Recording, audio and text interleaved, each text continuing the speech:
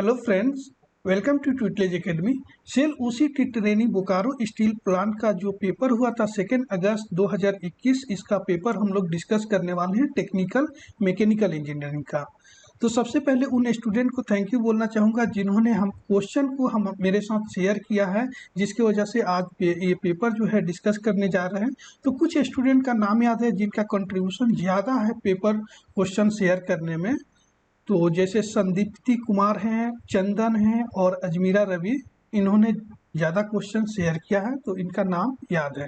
Okay, तो अभी paper discuss करेंगे और आप लास्ट में बताइएगा कि आपको टेक्निकल में मार्क्स कितना मिल रहा। और एक बहुत खुशी है कि जो हमारा टेस्ट सीरीज और कोर्स था उसमें से ही 90% से ज़्यादा क्वेश्चन आए हुए हैं सेल ओसीटी में। मतलब इतना तो उम्मीद ही नहीं था कि, और कभी मैं गारंटी भी नहीं देता हूं कि जो टेस्ट सीरीज है उससे 90% क्वेश्चन आ जाएंगे। हाँ, 60-70%, 50% से ज़्यादा आ सकते हैं। हाँ, कोर्स का गारंटी देता हूं कि कोर्स जो ज्वाइन किए हैं वहां से तो 90% क्वेश्चन आता है, कोई भी एग्जाम हो। पर टेस्ट सीरीज में भी वही सेम क्वेश्चन आ गया है। अगर आपको नहीं दिखा होगा तो फिर से टेस्ट सीरीज को सॉल्व कीजिएगा। जिन्होंने टेस्ट ज्वाइन किए हैं 2-3 बार सॉल्व कीजिए, उसके बाद देखिए कौन से क्वेश्चन नहीं आया हुआ है, आपको सारे क्वेश्चन वहीं से मिलेंगे। ओके, तो चलिए हम डिस्कस करते हैं क्वेश्चन पेपर। और एडवर्टाइजमेंट नंबर 04 जो 2019-04 का एडवर्टाइजमेंट है, सितंबर अक्टूबर में फॉर्म फिल किए थे और वो एग्जाम देने वाले हैं, तो उसका भी एग्जाम होने वाला है। उसको आगे मैं बताऊंगा दूसरे वीडियो में कब होने वाला है। और अभी कटअप की बात भी आप लोग नहीं करेंगे कि कटअप इसके बाद ये जो पेपर एनालिसिस करा रहा हूँ इसके बाद भी स्टूडेंट जो बताएं कितने मार्क्स मिल रहा, उस हिसाब से मैं कटअप बताने वाला हूँ। और जो 04 का एग्जाम का प्रिपरेशन कर रहे हैं बोकारो का नेक्स्ट एग्जाम का, उन लोग इस पेपर को अच्छे से देखें और पूरा अच्छे से एनालिसिस करें। इसी टाइप से क्वेश्चन पेपर आएगा। नॉन टेक्निकल का पेपर थोड़ा हार्ड था, इसमें जो 50 क्वेश्चन था वो भी तो, लेकिन सबके लिए हार्ड था, ज़्यादा टेंशन लेने की ज़रूरत नहीं है। तो कटअप भी जो है वो लो जाएगा। तो चलिए पहले टेक्निकल का क्वेश्चन हम लोग डिस्कस करते हैं। ओके, और मैकेनिकल इंजीनियरिंग का कोई भी कोर्स या टेस्ट सीरीज ज्वाइन करना चाहते हैं तो ट्यूटलेज एकेडमी का एप्लीकेशन प्ले स्टोर से डाउनलोड कर लेंगे। और कुछ भी क्वेरी हो कोर्स से रिलेटेड तो इस नंबर पे व्हाट्सअप कर सकते हैं या फिर कॉल भी कर सकते हैं। ओके, तो फर्स्ट क्वेश्चन हम लोग यहाँ से डिस्कस करने वाले हैं।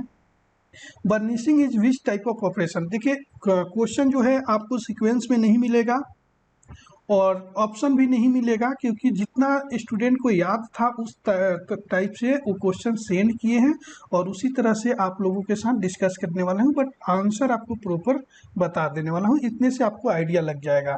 और इसके अलावा आपको कोई क्वेश्चन ऐसे लगता है कि इसमें नहीं डिस्कस किया है और आपको याद है तो उस क्वेश्चन को कमेंट्स में जरूर लिखिएगा। ओके, उसको भी नेक्स्ट फिर से डिस्कस कर लेंगे अच्छे से, क्वेश्चन को ऑप्शन के साथ बनाकर। ओके, तो देखिए burnishing is which type of operation, ये क्वेश्चन आया हुआ था। इसका ऑप्शन याद नहीं है, स्टूडेंट को नहीं याद है था और मैं तो देखा ही नहीं हूँ पेपर।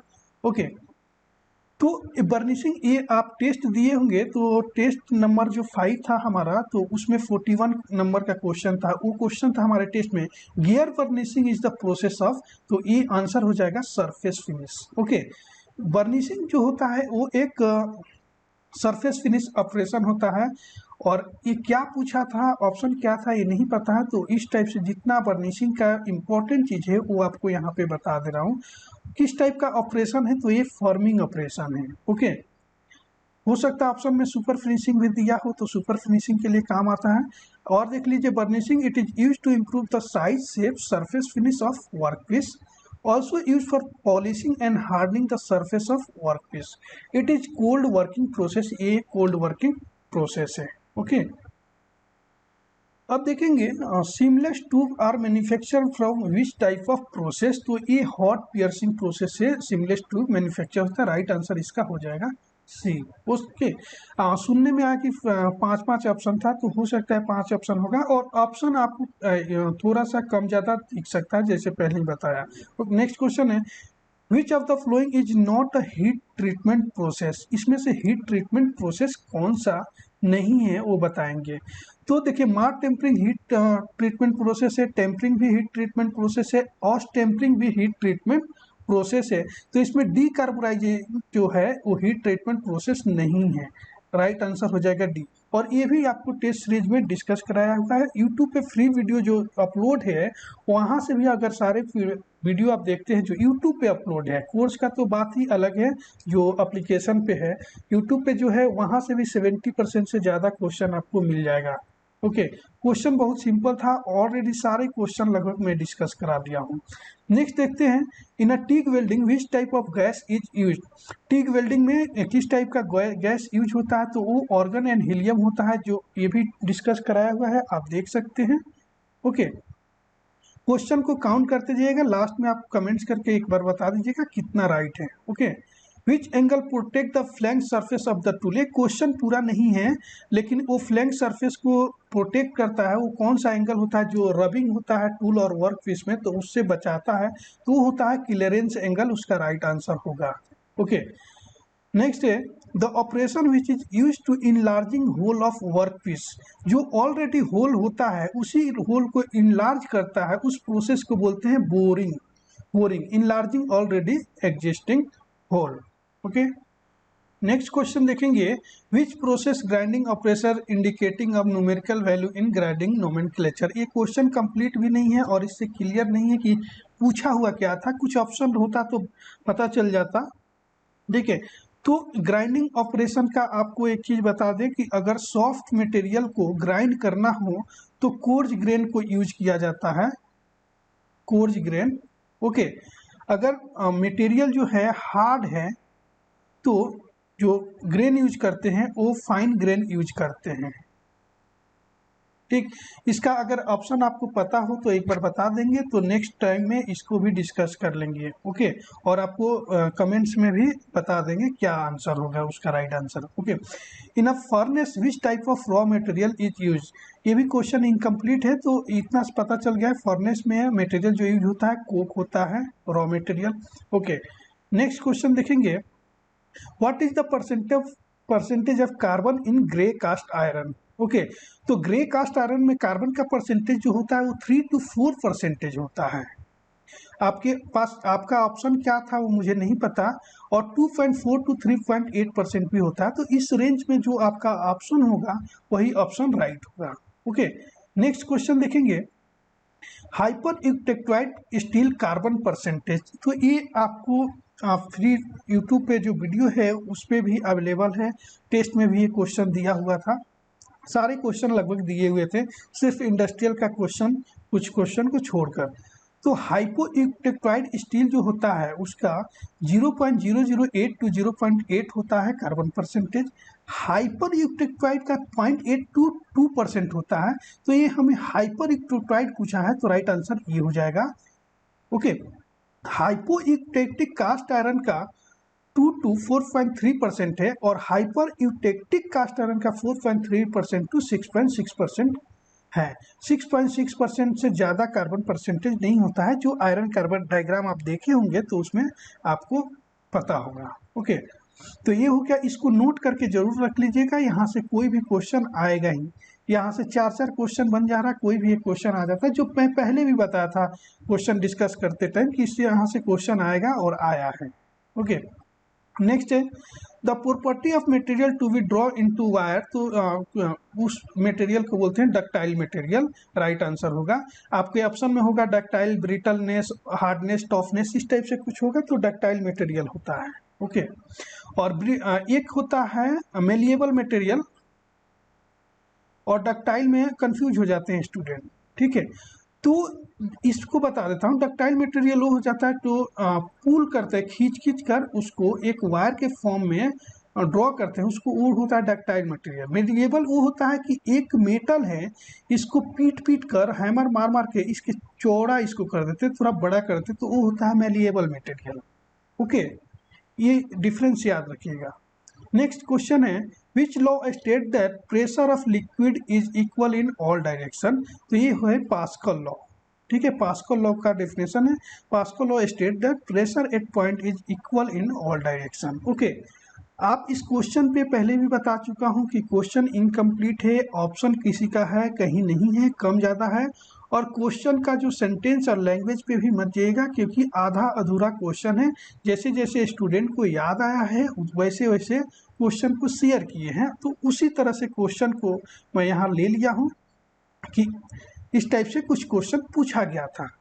ओके, नेक्स्ट है spherical shape of water droplet is due to, जो वाटर ड्रॉपलेट होता है, पानी गिरता है, बूंद जैसे बारिश का ही हो या फिर पेड़ पौधे का हो, जो उससे पानी जो निकलता है पत्ते से, तो वो गोल हो जाता है, मतलब ड्रॉपलेट उसका, तो वो होता है सरफेस टेंशन के कारण। अब आप एग्जाम में जाएंगे तो सरफेस टेंशन का यूनिट भी पूछता है, एसआई यूनिट, तो होता है न्यूटन पर मीटर, ये भी याद रखिएगा, पूछा जाता है। ओके, नेक्स्ट है the condition of stable equilibrium of floating body. ये ईएससी 2005 में क्वेश्चन यूपीएससी में पूछा गया था, और ये हमारे टेस्ट सीरीज में भी क्वेश्चन है। सरफेस टेंशन भी है, ये भी है। Meta centre above the centre of gravity, Meta centre centre of gravity से ज़्यादा होता है। जब इसके पहले आपको मतलब 10 दिन पहले ही जो वीडियो आपको प्रोवाइड किया हूँ, तो उसमें देखेंगे तो इसमें ऐसे बताया था आपको कि सेंटर ऑफ ग्रेविटी यहाँ है, तो मेटा सेंटर जो है यहाँ है, तो जो कंडीशन होगा वो स्टेबल इक्विलिब्रियम होगा। ओके, नेक्स्ट है if a free body diagram where bending moment is maximum at shear force is 0, right answer. Okay, इसका पीडीएफ आप लोगों को सेंड कर दूंगा, तो जो भी स्टूडेंट इसमें से करेक्ट करके देना चाहते हैं, मैं वर्ड फॉर्मेट में भी आप लोगों को सेंड कर सकता हूं। अगर कोई स्टूडेंट तैयार है कि और जो इनकम्प्लीट क्वेश्चन है उसको कंप्लीट करना चाहते हैं, आप कंप्लीट करके अगर दे सकते हैं तो आपको प्रोवाइड कर देंगे, और फिर से इसको क्वेश्चन को एक अच्छे तरीके से जितना याद आ सकेगा, जितना अच्छा हो सकेगा, इसको बनाएंगे, क्योंकि ये क्वेश्चन जो है आगे भी काम आने वाला है आपके एग्जाम में। ओके, नेक्स्ट देखेंगे और long bar 100 mm length 20 degree Celsius normal temperature. ये भी क्वेश्चन कुछ लग रहा कि रॉन्ग है, बट आधा अधूरा याद आया है तो वैसे शेयर किया गया है। It expand 10 mm at unit temperature degree Celsius and heated up to 280 degree Celsius, what is the thermal temperature.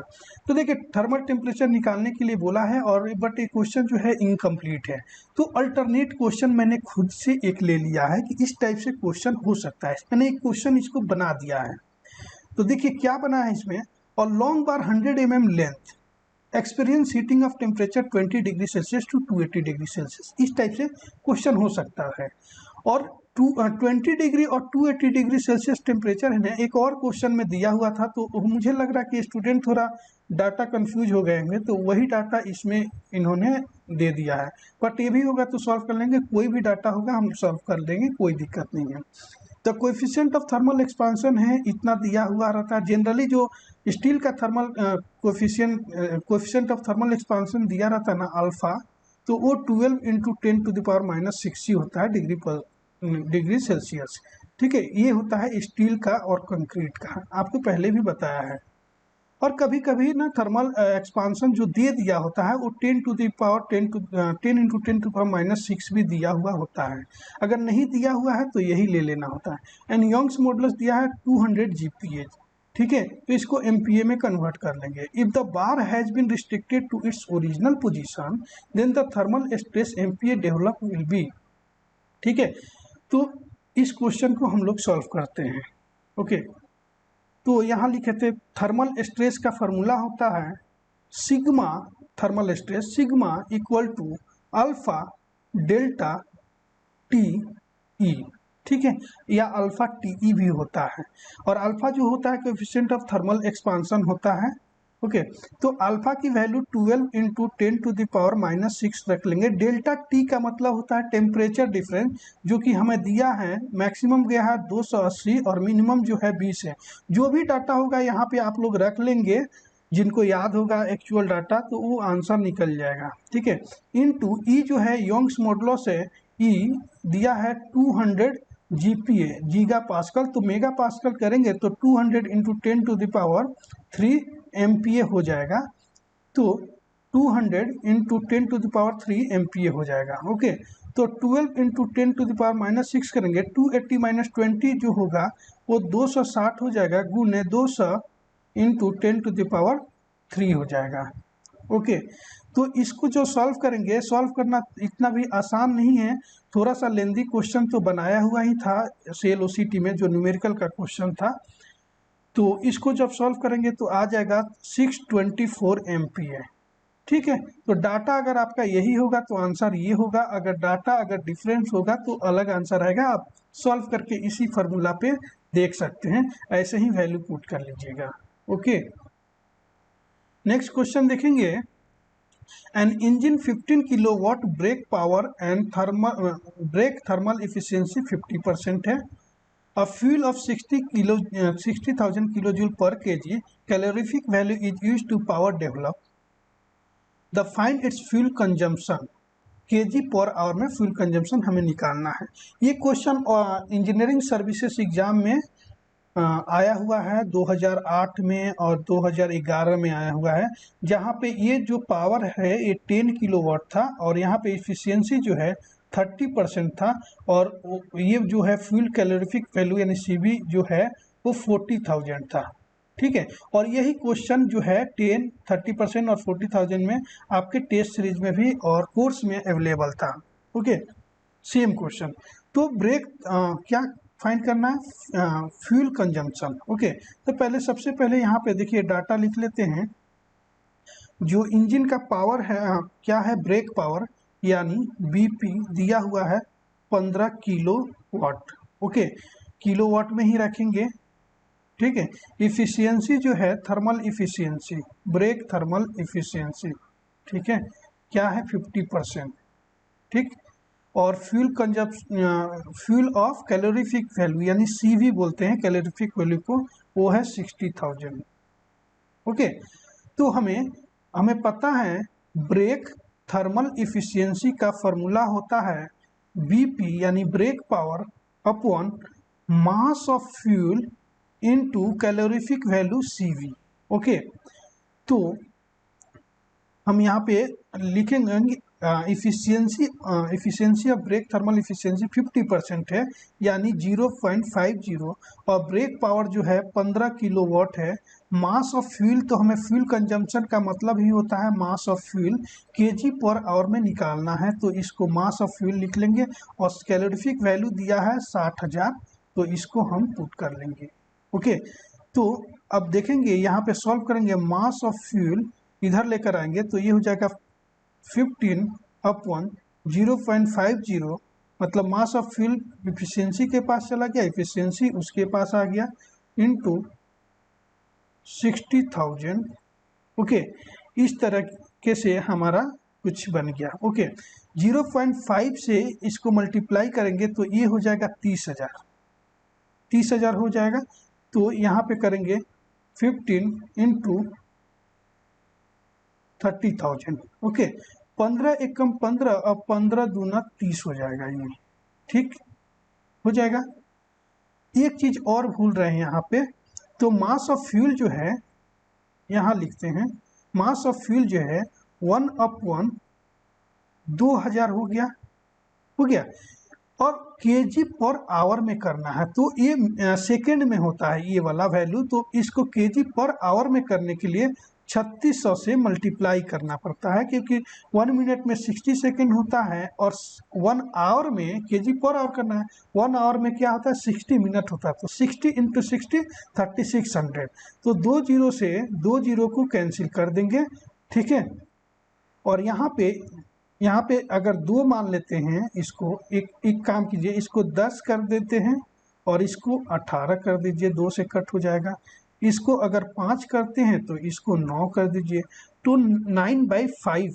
Okay, तो 9/5 सॉल्व करना इतना मुश्किल नहीं है, तो आ जाएगा 1.8 kg पर आवर। ओके, लेकिन लेंदी तो था बट विदाउट कैल्सी हो जाता है, इसलिए एक क्वेश्चन इस टाइप से देते हैं, तो 1.8 हो जाएगा और ये क्वेश्चन दिया हुआ है आपके कोर्स में। ओके, अब नेक्स्ट क्वेश्चन की तरफ बढ़ते हैं। क्या है?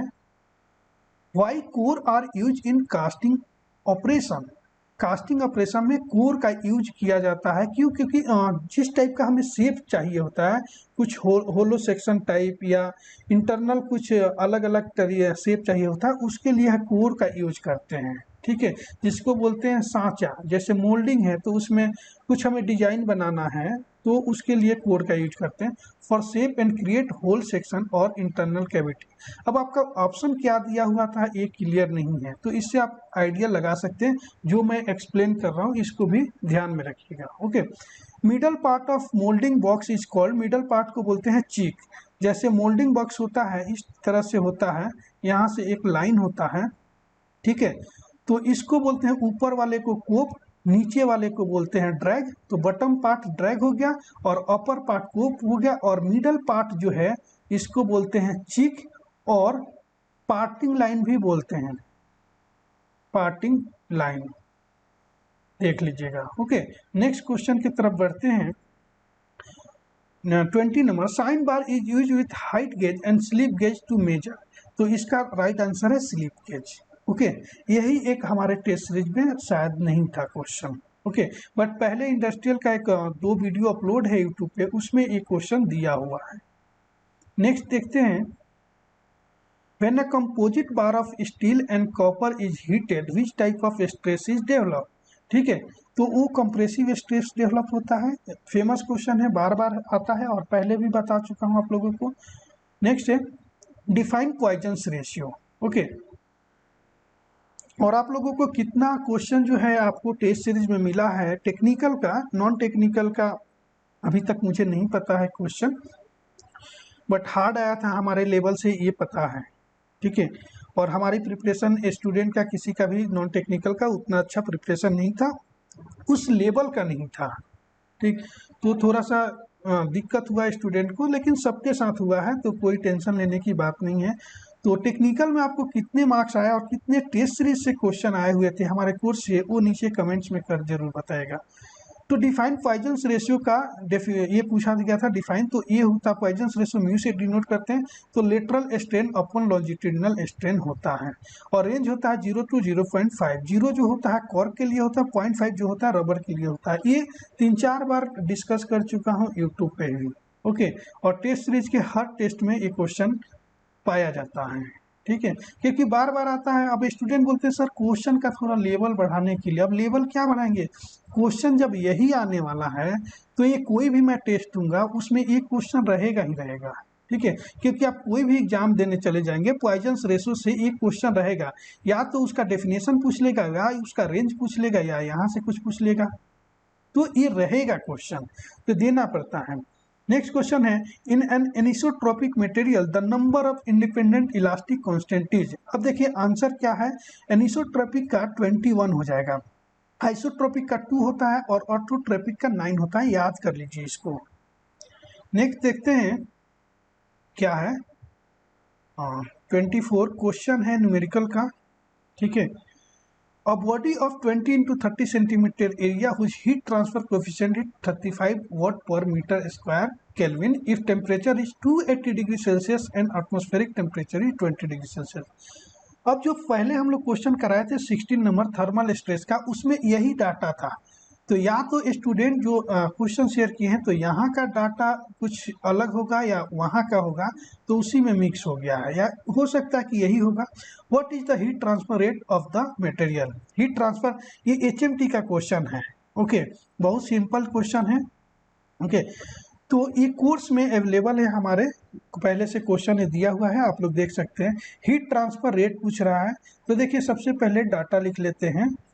एरिया जो है 20 into 30 इक्वल टू है 600 centimetre square, centimetre into centimetre, centimetre square हो जाता है। ठीक है, अगर मीटर में करेंगे तो इंटू 10⁻⁻⁴ होता है मीटर, तो ये 600 हो जाएगा। ठीक है, तो ये हो जाएगा 0.06 मीटर हो जाएगा, मीटर स्क्वायर एरिया। तो हीट ट्रांसफर कोएफिशिएंट जो होता है H से डिनोट करते हैं, 35 वाट पर मीटर स्क्वायर केल्विन है। टेम्परेचर जो है इसका रेंज दिया हुआ है, T1 जो है वो 280 डिग्री सेल्सियस है, और T2 जो है वो 20 डिग्री सेल्सियस है। और ये हीट ट्रांसफर रेट जब निकालते हैं HMT के क्वेश्चन में, इसमें केल्विन में कन्वर्ट करने की ज़रूरत नहीं होती है। ओके, तो हीट ट्रांसफर रेट जो होता है वो Q से डिनोट करते हैं, Q इक्वल टू HA होता है डेल्टा टी, यानी एच ए डेल्टा टी का मतलब है T1 माइनस T2। ठीक है, तो H जो है 35 है, एरिया जो है 0.06 है, ठीक है, into T1 minus T2 280 minus 20, तो 35 गुने 0.06 गुने 260। इसको मल्टीप्लाई करना तो इतना आसान है नहीं, बट कैलकुलेटर आपको रहता नहीं है, मल्टीप्लाई करना ही पड़ता है, तो थोड़ा सा लेंदी है। ठीक है, वो सिंपल है बहुत लेकिन लेंदी है। तो ये होता है 546 वॉट आंसर आता है इसका। ओके, नेक्स्ट क्वेश्चन देखते हैं। अ कंपोजिट स्लैब, ये भी क्वेश्चन थोड़ा अधूरा है। Has two layer of different material have internal conductivity K1 and K2। If each layer has the same thickness then what is the equivalent thermal conductivity of the slab. इस question को, इस option से मैंने question को बना लिया है कि इस टाइप से क्वेश्चन कुछ पूछा होगा, तो उसका राइट आंसर ए बी हो जाएगा, twice K1 K2 upon K1 plus K2। Okay, next देखेंगे। In a thick cylinder which equation is apply. Thick cylinder में कौन सा इक्वेशन जो है अप्लाई करते हैं, तो वो रेडियल प्रेशर इक्वेशन जो है उसको अप्लाई किया जाता है। ओके, तो ये थिक रेडियल प्रेशर इक्वेशन जो होता है, स्ट्रेस इक्वेशन भी बोलते हैं, रेडियल स्ट्रेस इक्वेशन, ये सिर्फ थिक सिलेंडर में ही यूज किया जाता है। थिन सिलेंडर में इसको निग्लेक्ट कर देते हैं, रेडियल प्रेशर को। क्यों निग्लेक्ट कर देते हैं? क्योंकि रेडियल स्ट्रेस जो होता है थिन सिलेंडर में, वो इंटरनल प्रेशर जो होता है लो होता है। थिन सिलेंडर में क्या होता है? इंटरनल प्रेशर लो होता है, इसलिए निग्लेक्ट करते हैं क्या? रेडियल प्रेशर, रेडियल स्ट्रेस या रेडियल प्रेशर, इसको निग्लेक्ट करते हैं, तो ये सिर्फ थिक सिलेंडर में होता है। ओके, नेक्स्ट देखेंगे। A spring is in series which stiffness are 1500 Newton and 2000 Newton. What is the equivalent stiffness of the spring? इस टाइप से कुछ क्वेश्चन था, ऑप्शन क्या था नहीं पता है। ठीक है, तो इक्विवेलेंट स्टिफनेस ऑफ स्प्रिंग निकालते हैं। स्प्रिंग जो है वो सीरीज में है, तो सीरीज में है तो इक्विवेलेंट निकालेंगे इसका स्टिफनेस, तो 1/1 के इक्विवेलेंट इक्वल टू होता है 1/K1 प्लस 1/K2। इसके डायरेक्ट फार्मूला पर आ जाते हैं। के इक्विवेलेंट स्टिफनेस के इक्वल टू हो जाता है, आपका फार्मूला बन जाएगा K1 into K2 upon K1 plus K2, K1 plus K2। Okay, तो यहाँ पे डायरेक्ट आपको फार्मूला जब ये पता रहेगा, इक्विवेलेंट स्टिफनेस ऑफ स्प्रिंग का ये भी फार्मूला होता है जब दो स्टिफनेस दिया हुआ हो, तो एक बार क्या करना है, मल्टीप्लाई कर देना है ऊपर में और नीचे में उसको ऐड कर देना है, आपका आंसर आ जाएगा। ठीक है, तो बट कैलकुलेट करना इतना भी आसान नहीं है। 15 दूना होता है 30, 2 इसका 0, 3 इसका 0, तो हो जाएगा इंटू 10⁵ लिख देते हैं, 5 0। ऐसे लिखने में थोड़ा आसान होता है, इसलिए लिख लिया हूँ।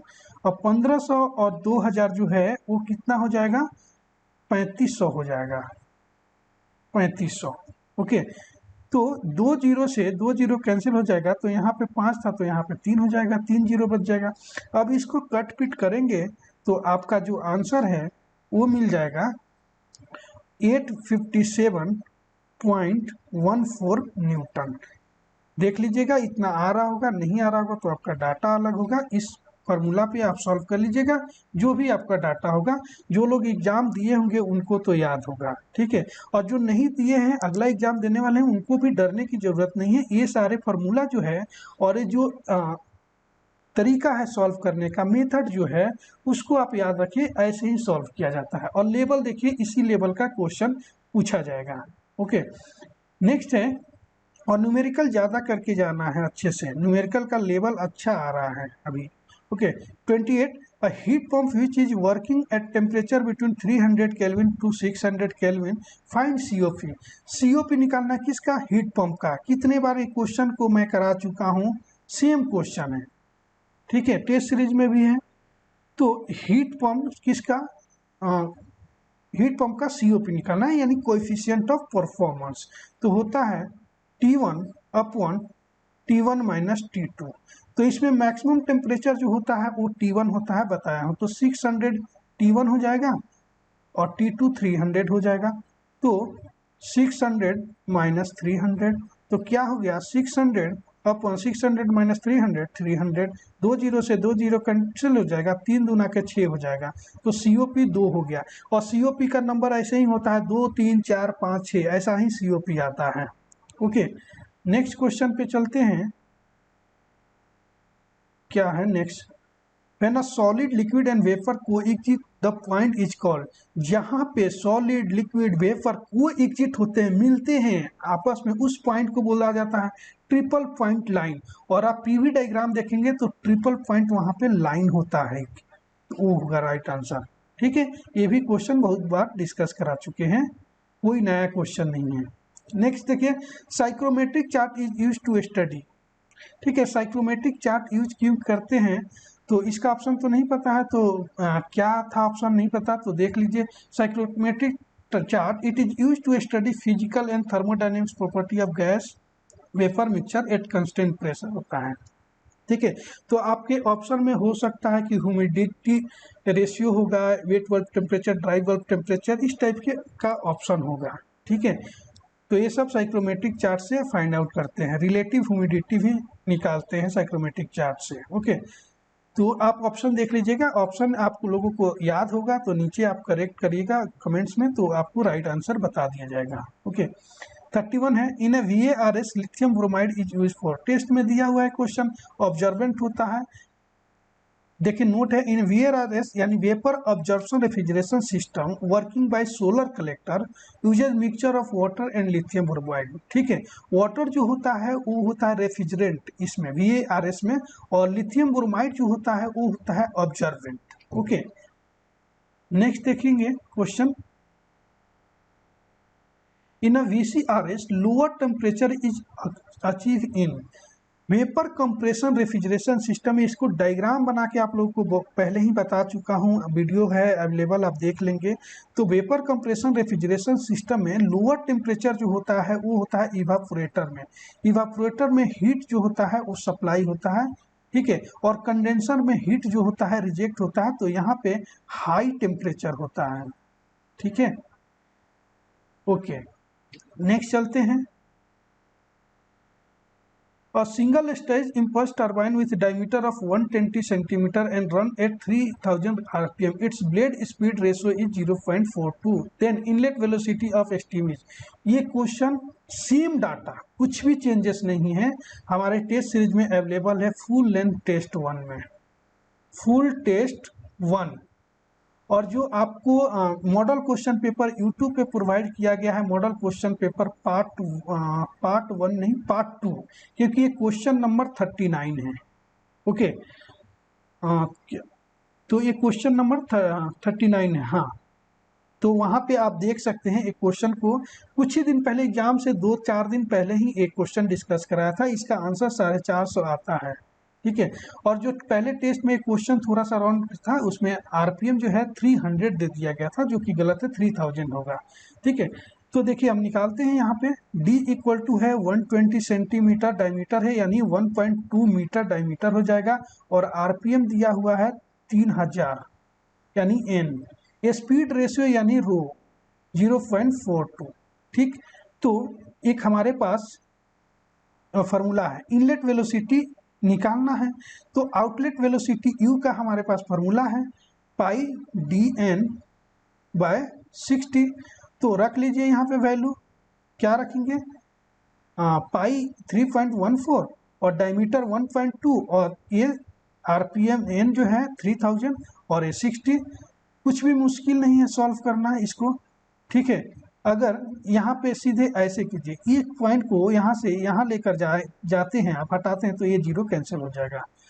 ठीक है, यहाँ पे करेंगे 6 ओके, 6 दूना 12 हो जाएगा, 2 से कट जाएगा, और ये 3 दूना 6 हो जाएगा, और ये 6 3, इसको 3 ही मान लिया तो 6 3 जा 18, मतलब 18 के आसपास कुछ आता है। तो 188.5 जो है वो मीटर पर सेकेंड आउटलेट वेलोसिटी यू का आता है। अब कुछ स्टूडेंट यहाँ तक सॉल्व करेंगे और इसको राइट कर देंगे, जो कि रॉन्ग हो जाएगा। यहाँ पे पूछ रहा है इनलेट वेलोसिटी, तो इनलेट वेलोसिटी जो होता है v होता है, और ये जो है आउटलेट वेलोसिटी है।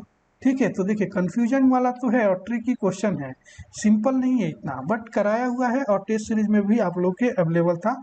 तो जो सॉल्व करके जो स्टूडेंट गए होंगे वो सॉल्व भी यहाँ एग्जाम में नहीं किए होंगे, डायरेक्ट आंसर कर दिए होंगे, क्योंकि डाटा भी वही है। ओके, और ये क्वेश्चन एनसीएल में भी आया हुआ था, एनसीएल के एग्जाम में भी ये क्वेश्चन आया हुआ था, और पहले भी और बाकी सारे बहुत सारे एग्जाम में आ चुका है ये डाटा का। तो ये आ गया। अब ब्लेड इफिशियंसी जो है, ब्लेड स्पीड रेशो रो का एक फार्मूला है, क्या है, outlet velocity upon inlet velocity. ठीक है, तो हमें क्या निकालना है, इनलेट वेलोसिटी।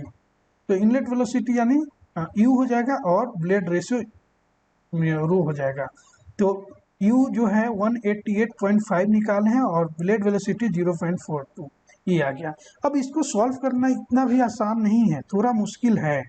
ओके, तो इसको जब सॉल्व करेंगे तो आंसर आएगा आपका, देखते हैं।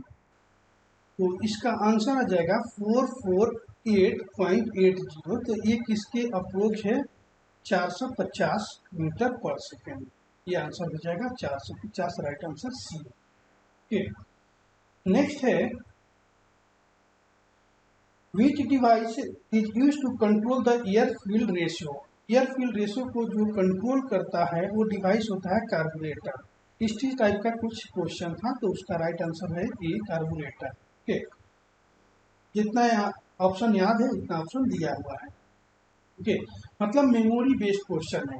आप एग्जाम जब देते हैं तो क्वेश्चन पेपर आपको नहीं मिलता है। अभी तो ऑनलाइन एग्जाम हुआ तो इसमें तो मिलेगा ही नहीं, बाद में शायद आपको क्वेश्चन शायद पेपर मिल जाए जब आपका आंसर की चेक करने के लिए आएगा तो। बट ऑफलाइन भी जो होता था उसमें भी क्वेश्चन पेपर वो कलेक्ट कर लेते। नेक्स्ट है, इन अ 4 stroke IC engine what is the power stroke develop in 1 revolution. ठीक है, ये क्वेश्चन टेस्ट सीरीज में था जिसमें आपको आंसर था, इन अ 4 stroke engine the working cycle is completed in 2 revolution of crankshaft. जब 2 बार रिवॉल्यूशन होता है क्रैंकशाफ्ट का तो 1 साइकिल मिलता है, वर्किंग साइकिल एक। तो what is the power stroke develop in 1 revolution, तो 1 रिवॉल्यूशन में पावर स्ट्रोक जो डेवलप होगा, पावर स्ट्रोक यानी एन, तो वो होगा n/2। तो राइट आंसर इसका हो जाएगा B, n/2। Okay, next question है, the engine which will give 100% efficiency violate which law. तो ये वायलेट करता है सेकेंड लॉ को। ये ऑप्शन इस टाइप से था, स्टूडेंट जैसे बताया, तो इस हिसाब से सेकेंड लॉ को वायलेट करता है। The machine which violate Kelvin Planck statement is called PMM2। तो इसको वायलेट करता है कि केल्विन प्लांक स्टेटमेंट। तो PMM2 यानी परपेचुअल मोशन मशीन 2। ठीक है, और PMM1 जो होता है वो फर्स्ट लॉ ऑफ थर्मोडायनेमिक्स में है। नेक्स्ट है, the Weber number is the ratio of square root of inertia force to. Paper के 2 दिन पहले, 1 दिन पहले क्वेश्चन सॉल्व कराया था। तो वेबर नंबर जो होता है वो होता है, क्या होता है, इनर्शिया फोर्स, क्या गया, inertia force to surface tension force. Right answer हो जाएगा ये, surface tension force. Square root में होता है। तो आप लोगों को ऐसे बताया था, जैसे फ्रॉड नंबर है, मान लीजिए फ्रॉड नंबर है कि इसमें नहीं है, चलिए इसका बात करें। अब लिख दिए तो चलिए ये भी बता देते हैं। फ्रॉड नंबर होता है, ऐसे रूट में होता है, inertia force to gravity force, gravity force. Okay, अब यहाँ पे स्क्वायर रूट दे दिया है तो लिखने की जरूरत नहीं है। अब हमें यहाँ पे ग्रेविटी फोर्स ये तो नहीं होगा, प्रेशर फोर्स, विस्कस फोर्स ये भी नहीं होगा।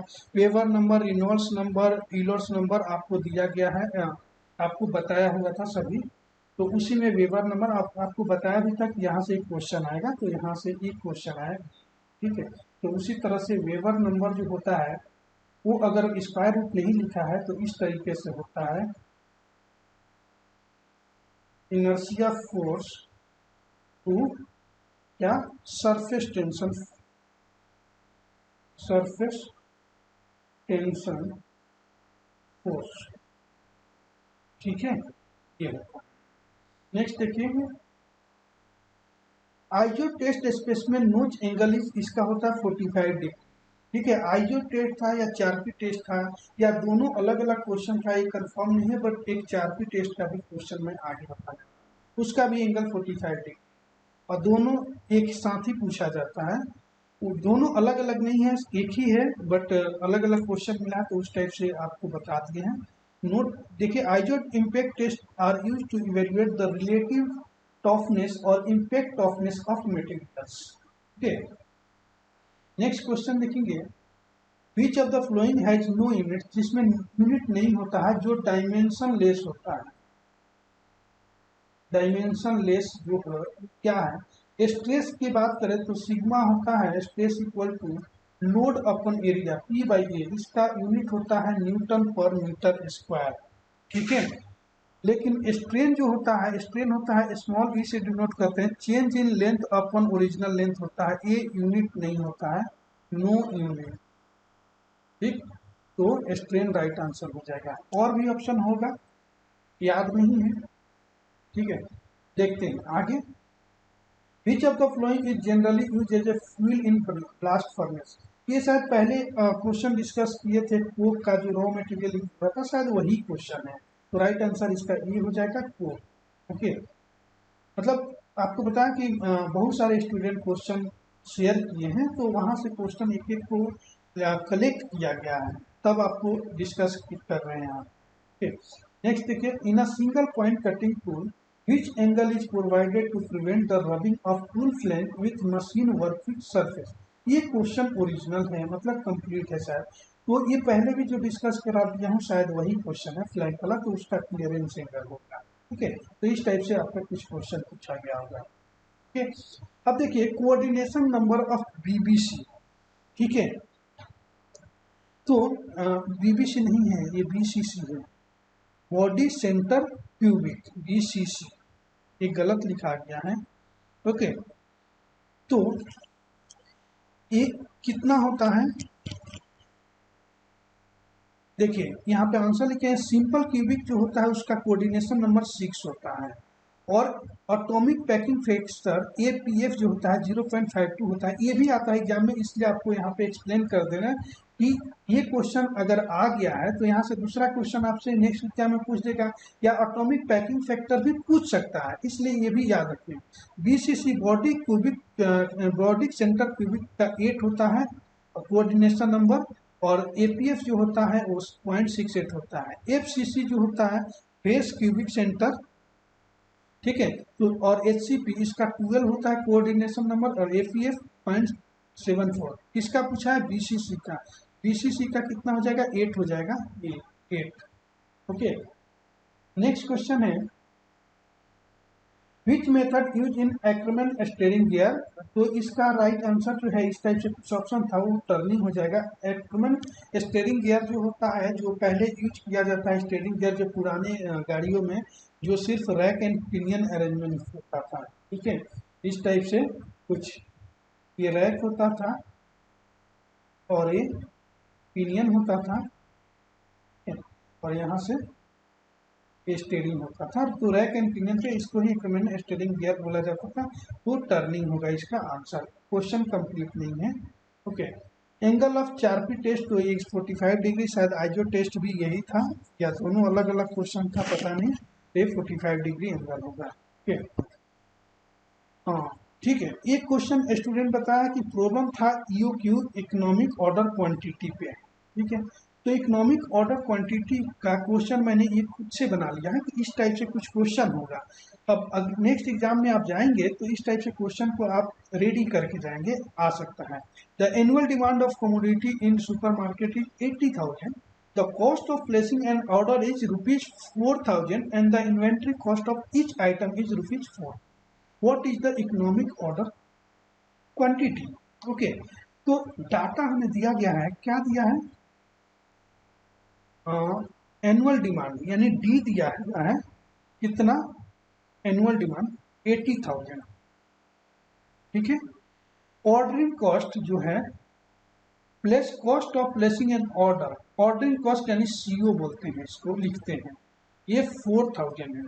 ठीक है, इन्वेंट्री कॉस्ट को होल्डिंग कॉस्ट भी बोलते हैं, जो होल्ड करके रखता है। तभी तो इन्वेंट्री में क्या रखते हैं, इन्वेंट्री मतलब एक स्टोर होता है जहाँ पे वहाँ पे रॉ मटेरियल या कोई जो पार्ट्स जो है जो यूज होने वाले हैं आगे उसको रखते हैं।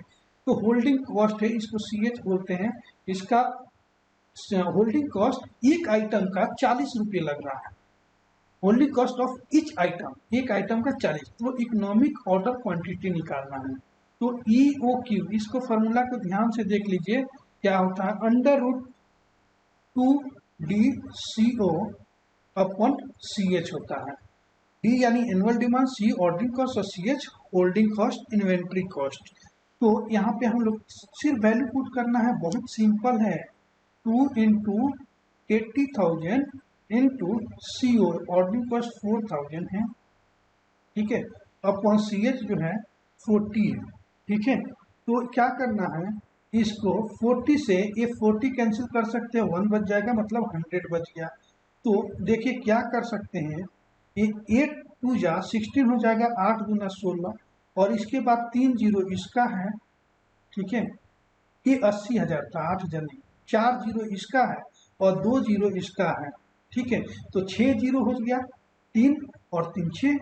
तो क्या पहले भी बता चुका हूँ, 16 का जो रूट होता है, √16 वो 4 होता है, और जीरो जितना होता है उसका जीरो आधा कर देते हैं। इसमें 6 जीरो है तो 3 जीरो कर देते हैं अगर रूट निकालते हैं तो 4,000 आंसर आ गया, राइट आंसर बी। ओके, तो आपका डाटा अलग होगा, बट इस फॉर्मूला पे आप पुट करके आप आंसर खुद चेक कर लीजिएगा अगर अलग होगा, ठीक है। और इस टाइप से क्वेश्चन आ सकता है, तो इस टाइप से भी क्वेश्चन आप देख लीजिए ध्यान से, नेक्स्ट एग्जाम में आएगा। ओके, अब नेक्स्ट देखते हैं।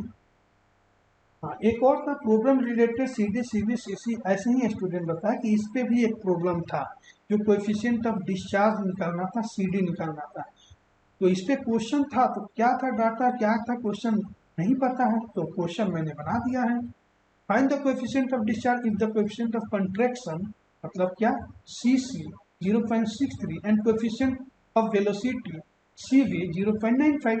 तो कोएफिशिएंट ऑफ डिस्चार्ज CD जो होता है वो होता है CV इंटू CC, तो 0.95 इंटू 0.63, मतलब इस दोनों डाटा, जो भी डाटा हो आपको उसको मल्टीप्लाई कर देते हैं तो आपका आंसर आ जाता है, ठीक है। तो इसको मल्टीप्लाई कर देंगे तो आ जाएगा 0.5985, तो 0.598, ये राइट आंसर आपका हो जाएगा। ओके, नेक्स्ट क्वेश्चन की तरफ बढ़ते हैं। In an IC engine, removing the burnt gases from combustion chamber of engine cylinder is known as, इस टाइप से कुछ क्वेश्चन था, तो उसका राइट आंसर हो जाएगा स्कैवेंजिंग। ओके, स्कैवेंजिंग जो है वो रिमूव करता है IC इंजन से जो बर्न गैसेस होता है जला हुआ, उसको रिमूव करता है कंबशन चेम्बर से। ओके, तो उसको उसी प्रोसेस को बोलते हैं स्कैवेंजिंग। ओके, नेक्स्ट है थर्मल कंडक्टिविटी का फॉर्मूला पूछा हुआ था, तो Q equal to -KA dt by dx होता है। ओके, K मतलब थर्मल कंडक्टिविटी, A मतलब एरिया, dt जो है टेम्परेचर डिफरेंस, और dx जो है थिकनेस ऑफ वॉल होता है। ओके, बताया हूँ पहले भी।